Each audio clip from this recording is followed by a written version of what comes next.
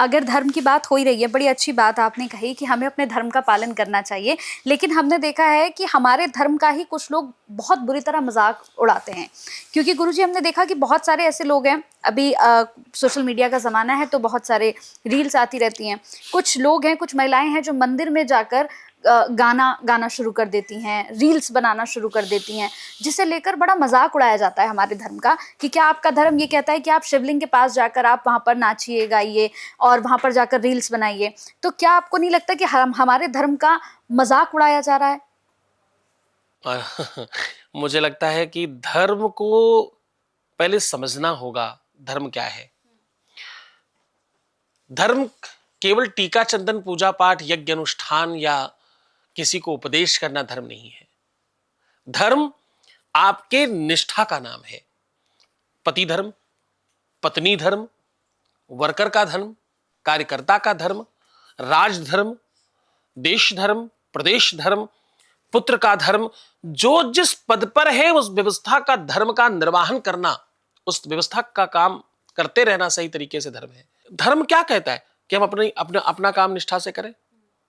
कोई भक्त जो ये कर रहा है उसको पूछना चाहिए कि भैया तुम जो ये कर रहे हो, क्या तुम्हें लगता है कि तुम्हारा ये धर्म तुमको अनुमति देता है? कौन सा धर्म? तुम्हारी नियति कहती भगवान के सामने तुम्हें ऐसा करना चाहिए? अगर हाँ तो खूब कीजिए। और करने वाले से ज्यादा दोषी वो है जो उसको देख रहा है। क्योंकि प्रोत्साहन कौन दे रहा है? जिस रील पर व्यूज नहीं आएगा कल कौन बनाएगा? कोई बनाएगा? मेरे एक बड़े अच्छे मित्र हैं, कवि हैं, उन्होंने एक अच्छी कविता लिखी है, मुझे बड़ी पसंद आई। वो दिन भर रील बनाती है, पढ़ती नहीं पढ़ाती है। बेटी के ऊपर लिखा उन्होंने, और बड़ी अच्छी कविता है ये। अंतिम में वो पूरी की पूरी कविता का सारांश ये है कि एक गरीब बाप की बेटी, उस पिता ने किस्तों पे लेकर के बेटी को मोबाइल दिया ताकि वो पढ़ सके, तो वो पढ़ती नहीं पढ़ाती है, दिन भर रील बनाती है। वो रील बनाने लग गई।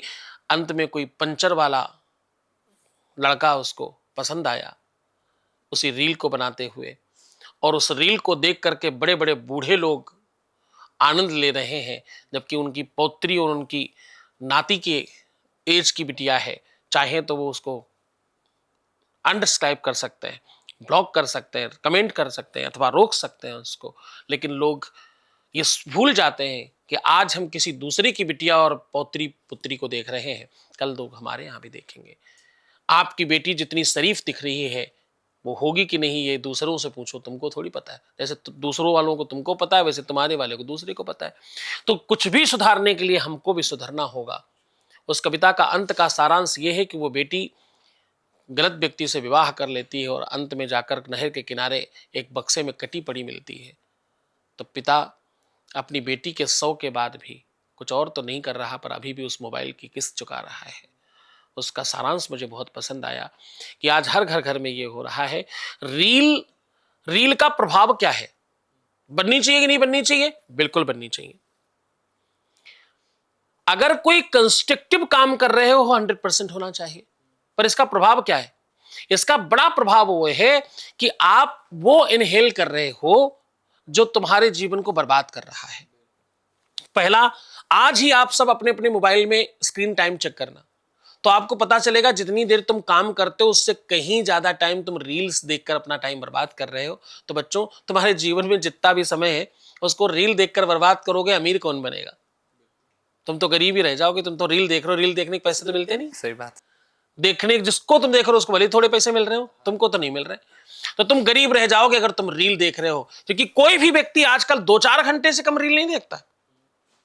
कोई भी, कह रहा हूं 99.9% लोग कम से कम 2-4 घंटे देखते हैं, और देखने वाले तो 8-8, 10-10 घंटे, 12-12 घंटे भी रील देखते हैं। सुबह दोपहर शाम, जहां फुर्सत मिली शुरू। और इसका दूसरा प्रभाव क्या है? तुम जो देखोगे, जो सुनोगे, जो खाओगे, जो पियोगे, जो छुओगे, वही महसूस करोगे और वही बन जाओगे। गलत चीजें देखने के बाद क्या होता है? आपके ऊपर प्रभाव पड़ता है, फिर आपका शरीर एक्टिव होता है उस तरह से, और उसी प्रकार की सोच डेवलप होती। आज मान लीजिए आपने किसी फिल्म में रोते हुए किसी इंसान को देखा, कोई ऐसा सीन देखा जिसमें रोने का भाव है, आप कितने ही कम भावुक हो, आप रोने लग जाएंगे।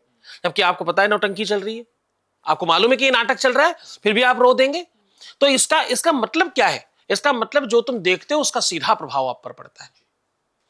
तो भैया गलत चीजें देखोगे, गलत प्रभाव पड़ेगा, माइंड में गलत चीजें आएंगी, फिर क्या होगा, आगे जाकर के कहीं कोई कटा मिलेगा, कोई ड्रम में मिलेगा, कोई बक्से में मिलेगा, कोई नदी में मिलेगा, कोई कटा पड़े में मिलेगा। तो क्या होगा, यही सब तो होगा। जो देख रहे हो वही सब कुछ आपके माइंड में चल रहा है, वही दिमाग में चल रहा है। अगड़म बगड़म देखोगे, अगड़म बगड़म ही पाओगे। पुराने लोग रामायण देखते थे, महाभारत देखते थे, अच्छे सीरियल्स देखते थे, अच्छी बातें करते थे, दादा बाबा के साथ बैठते थे, कहानियां सुनते थे, परिवार में बैठकर भोजन करते थे। तो उनका मानस वैसा था, पुराना वाला स्वभाव। आपको चाहिए पुराना वाला प्रभाव कि यहां की लड़की कोई गलत ना करे। काम कर रहे हो वही जहां का प्रभाव गलत ही है। पाश्चात्य सभ्यता क्या है, पश्चिम में तो ये सब बहुत आम बात है ना। कोई लड़की अपने पति को मरवा दे, ये पश्चिम के लिए बहुत छोटी बात है। तो अगर आज आपके यहां वो हो रहा है, इसमें आश्चर्य क्यों करते हैं लोग, मुझे समझ नहीं आता। जो खाओगे जो पियोगे वही तो बनोगे। बोया पेड़ बबूल का आम कहां से होगा। आपने पेड़ लगा रखे हैं बबूल के और आप चिल्लाते घूम रहे हो भैया आम नहीं हो रहे हमारे यहां, कहां से आम होंगे। आपने पेड़ ही बबूल का लगाया है, बबूल होगा। भाई साहब बिल्कुल गलत है ये। जो रील लोग भगवान के पास जाकर के अगड़म बगड़म रील बनाते हैं, उनको बोलो भगवान पूजा करने की जगह पूजा करिए वहां जाकर। आपका जीवन जहां से सुधर सकता है, जहां से आपके जीवन में कोई नवीनता आ सकती है, आपके भाग्य कपाट के जहां दरवाजे खुल सकते हैं। एक श्लोक से खत्म कर रहा हूं अपनी बात, कि लोग जो भगवान को भी नहीं छोड़ते रील बनाने में, उनके लिए ये बात कह रहा हूं। अन्न क्षेत्रे कृतम पापम, वेद कह रहा है, काटना नहीं जा सकता इसको, दुनिया की कोई ताकत काट नहीं सकती, और इसका कुप्रभाव है। कितने लोग जाकर के आप केदारनाथ में, आपको मालूम कितने सारे हेलीकॉप्टर गिर रहे हैं, ये सब उसी सब चीजों का प्रभाव है। उसी का श्लोकबद्ध बात कर रहा हूं। अन्न क्षेत्रे कृतम पापम पुण्य क्षेत्रे विनश्यति, लेकिन पुण्य क्षेत्रे कृतम पापम वज्रलेपो भविष्यति। जो आप सामान्य जगह पाप करते हो, वो जब आप मंदिर, तीर्थ अथवा किसी साधना पथ पर जाते हो तो वो समाप्त हो जाते हैं। किसी तीर्थ पर जाओ, किसी उपासना पद्धति के स्थान पर जाओ, किसी मंदिर में जाओ, किसी मठ में जाओ, किसी जलाशय के पास जाओ, किसी धाम में जाओ, तो अन्न क्षेत्र में, यानी जहां रोज रह रहे हो, अन्न क्षेत्र मतलब जहां तुम खाते पीते उठते बैठते सोते जागते हो, वो अन्न क्षेत्र है। वहां किया हुआ पाप पुण्य जगह में जाकर नष्ट हो जाता है। लेकिन पुण्य क्षेत्र में किया हुआ पाप वज्रलेपो भविष्यति, दुनिया में कहीं भी जाने से कटता नहीं है।